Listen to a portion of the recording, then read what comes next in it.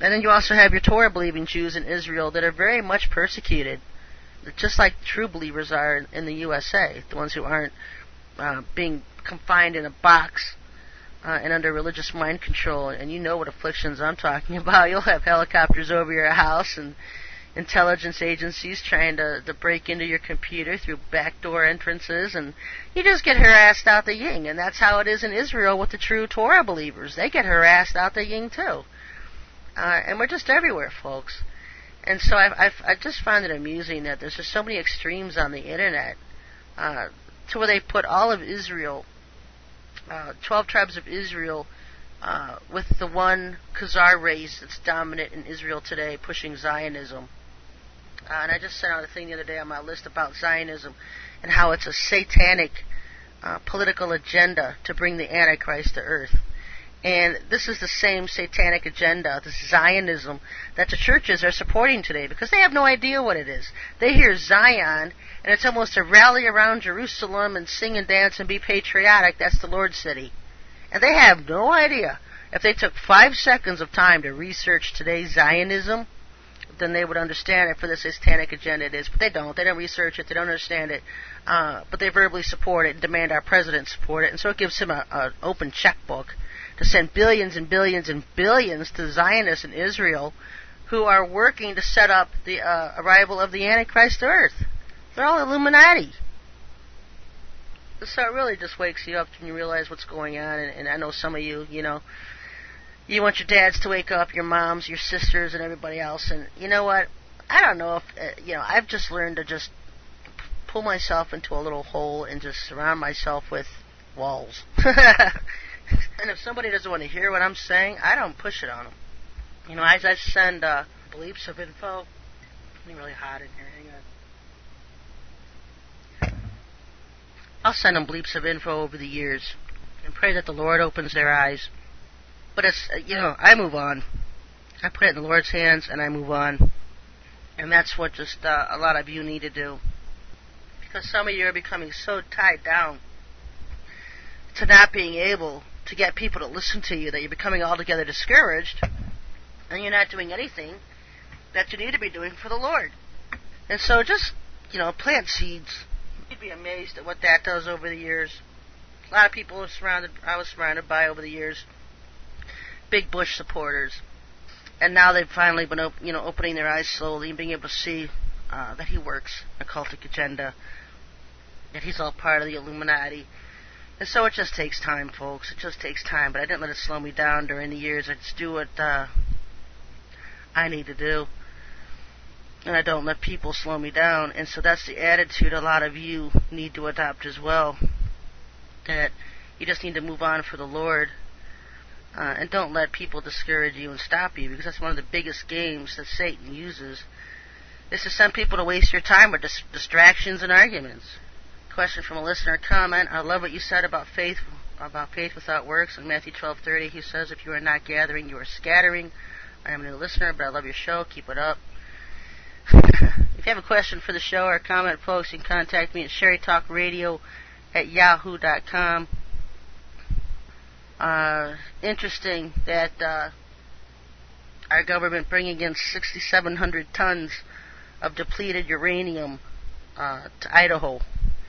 And you have to ask yourself, what would they need with 6,700 tons of sand from Iraq and Kuwait? And they said it was for testing, but I can tell you from first-hand knowledge that they've already tested it, and they are testing it through labs they have set up in Germany. I know people that work at them. And so why do we need to bring them to the States? They already know fully well that the sand in Iraq and Kuwait is highly contaminated by DU poisoning. And the gruesome thought occurred to me that they just may be using them to put in the chemtrails.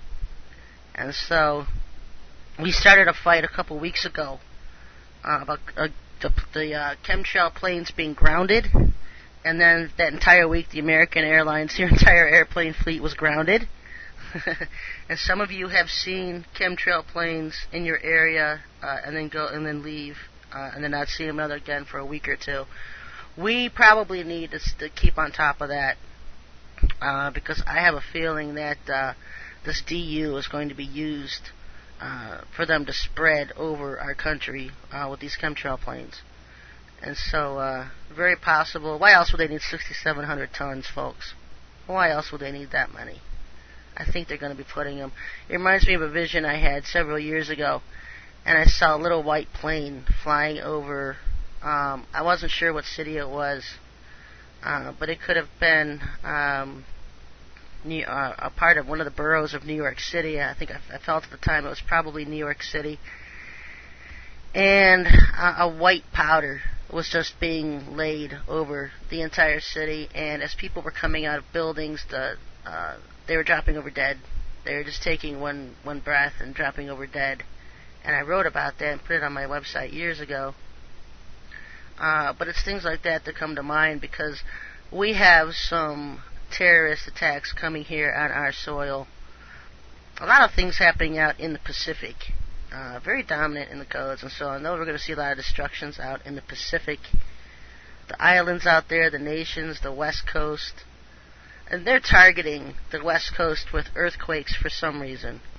I know in 2009, California was going to start getting hit by quakes, and not that it hasn't already been, but we could see comets hitting the Earth, actually hitting the Earth, rocks from space hitting the Earth, hitting our oceans. It reminds me of something I was reading last week about how the military is supposedly supposed to be all underground and shut up and safe by July. So I had to laugh, because I know July is one of these months where we're going to have this UFO flyover, and they're debating whether they should try real UFOs or use Russian and Japanese UFOs. So that one will be interesting. Either way, July looks interesting. And if it's not going to be this year, then maybe it's next. But, I just don't see right away us involved with Iran. Everyone's going on and on about how we're going to go to war with Iran. I don't doubt it for a second. I just don't see it for this spring or summer.